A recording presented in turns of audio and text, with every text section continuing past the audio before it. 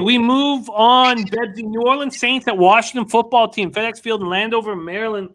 Let's start with the market move here. This total opened up at 44. It's moved to 44.5 at almost all the books. Pinnacle still holding out, but the over 44 just to minus 117. Saints open up minus 1.5. They're now minus 2, and Heritage has moved this to minus 2.5. Now let's take a look at the cash flow. 4,022 tickets in. 24% of the tickets are on Washington, but 61% of the cash. Wow.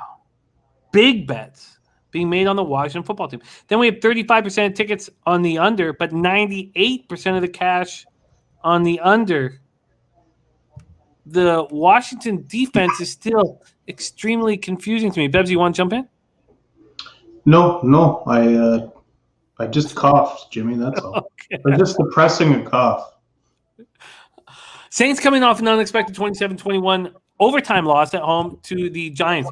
Jameis Winston, 17-23, 226 yards, 1 touchdown, 0 interceptions. He is fine. It's the blame is not on Winston here.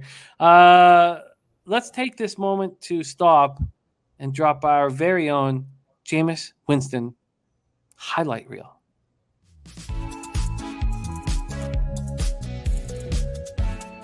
I believe that Jameis Winston will be fine. I think that Jameis Winston should win Comeback Player of the Year, possibly lead the NFL in passing yards. Winston looked so in control, and he's just different.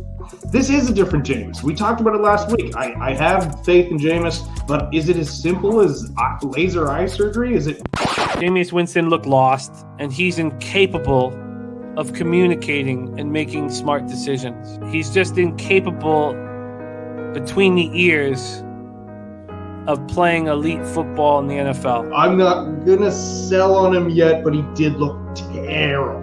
Jameis Winston, 13-21, 128 yards, 2 touchdowns, 0 interceptions, and I was impressed. You know, he's not eating W's and throwing 2 fingers directly into his mouth anymore. I bet Jameis Winston drives around with no seatbelt. I love this guy. He was in command of the offense. He didn't make mistakes, and he looked like good Jameis Winston. Will we see good Jameis Winston again this week? Maybe.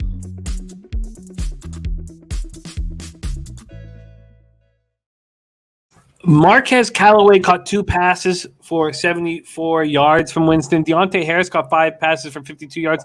Alvin Kamara looked like a monster on the ground, but Drew Brees made Alvin Kamara a monster, also catching passes out of the backfield, something that Winston has been unable to do. Certainly Taysom Hill could not do it at all, but I thought that Winston would be able to do that.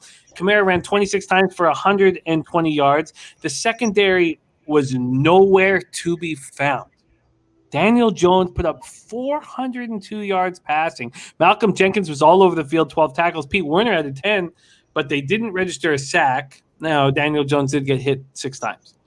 Tony Jones Jr., running back, carted off the field. Ankle injuries list is out for this week. Will Lutz, abdomen, expected to be sidelined for a few more weeks. They think week 7 for him. Center Eric McCoy, offensive tackle Teron Armstead missed the game last week, and their list is questionable this week.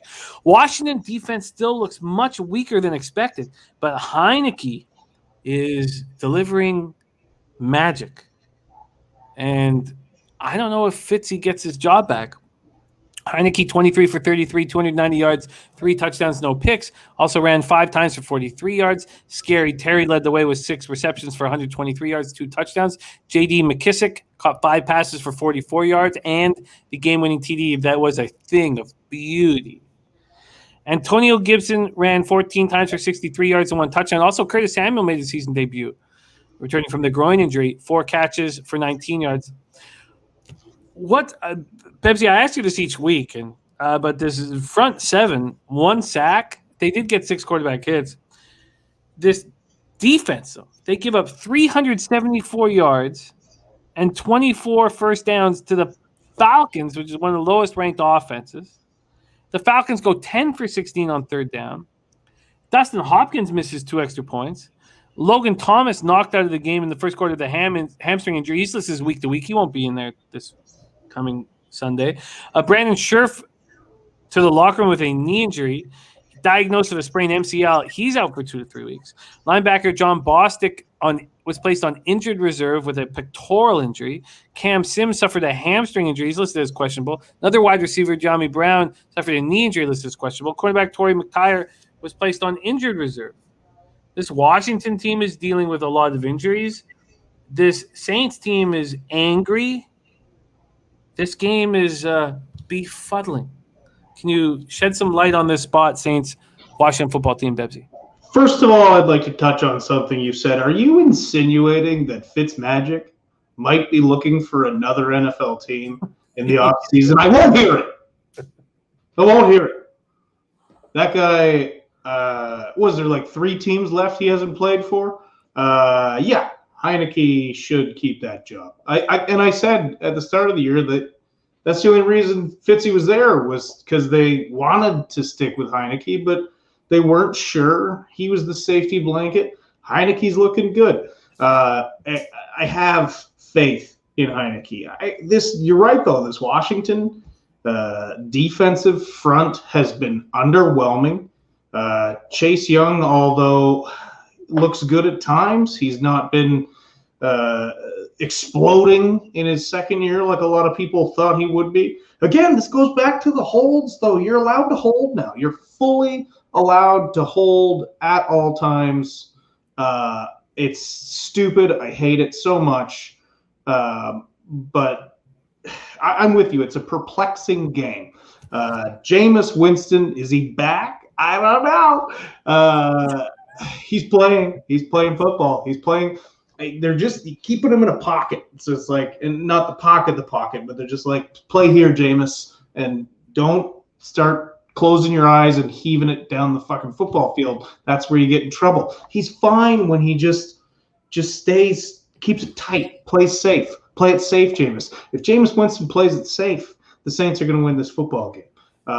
If Washington watched a lot of injuries, and the Logan Thomas injury is huge. He is such an important part of this offense.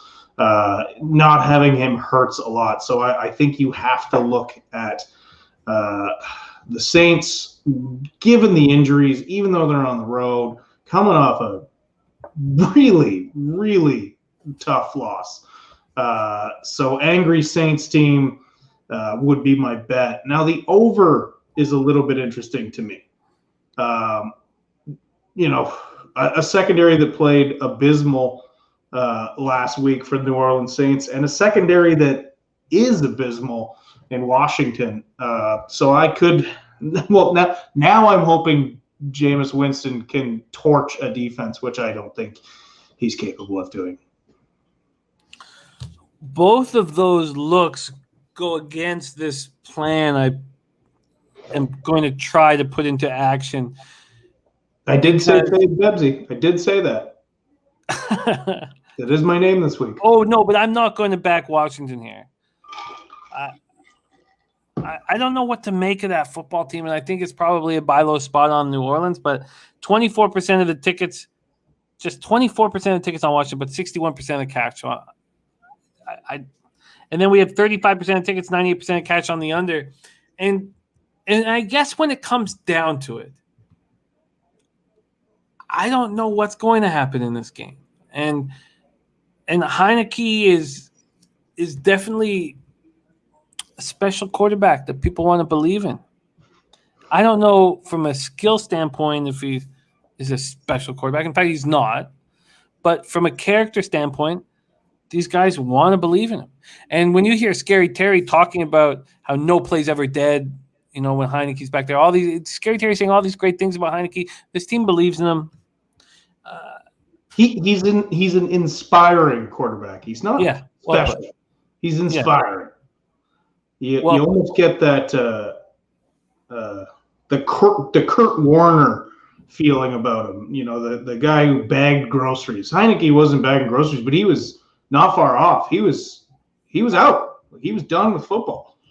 And he came crawling back in, and now look, he's making headlines. So teams like that get behind that guy, and they like him.